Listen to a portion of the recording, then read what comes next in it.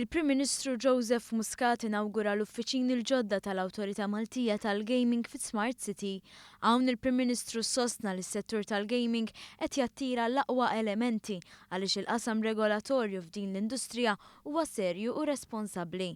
Dwar dan tkellimna wkoll maċ-Chairman Eżekuttiv tal-Awtorità Maltija tal-Gaming Joseph Kuxkieri li fisser l-attitudni serja li tieħu l-Awtorità Regolatorja biex tattira l-aqwa kumpaniji f'dan il-qasam. Ħafna mill-operaturi fil-fatt fuq dak li semma l-Prim Ministru huwa importanti li inti anke pereżempju players min qed jilgħab fuq ċertu websites pereżempju jkun tiserraħ moħħu illi dak l-operatur huwa liċenzja ġurisdizzjoni serja u dik toħloq ċertu sens ta' fiduċja. Sa Malta għandha reputazzjoni tajba ħafna mal-operaturi, mal-industrija, ma' pajjiżi oħra u fil-fatt ħafna pajjiżi anke nħarsu lejn Malta bħala mudell ta' kif inti għandek tirregola u tilleġisla biex inti jkollok settur tal-gaming.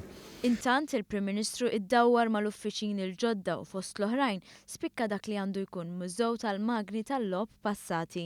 Għalli din l-inaugurazzjoni qed issir fi Smart City, post fejn għal xi snin kienet qisha belt tal-fatati, iżdissa permezz ta' tkattir tal-investiment aktar istituzzjonijiet qed jażlu li joperaw minn dan il-post fin-nofsinhar ta' Malta.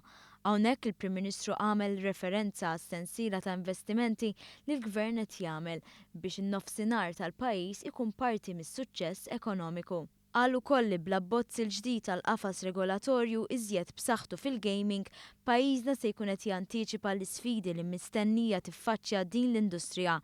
Tkellem ukoll is-Segretarju Parlamentari responsabbli mis-settur Jose Herrera qal li s-settur tal-gaming beda bħal niċċa żgħira iżdissa sar industrija primarja fl-ekonomija ta' pajjiżna. Tem jispjega kif l-uffiċini l-ġodda huma sinjal qawwi li dan il-qasam qed jespandi bit-tkabbir fin-numru tal-impjiegi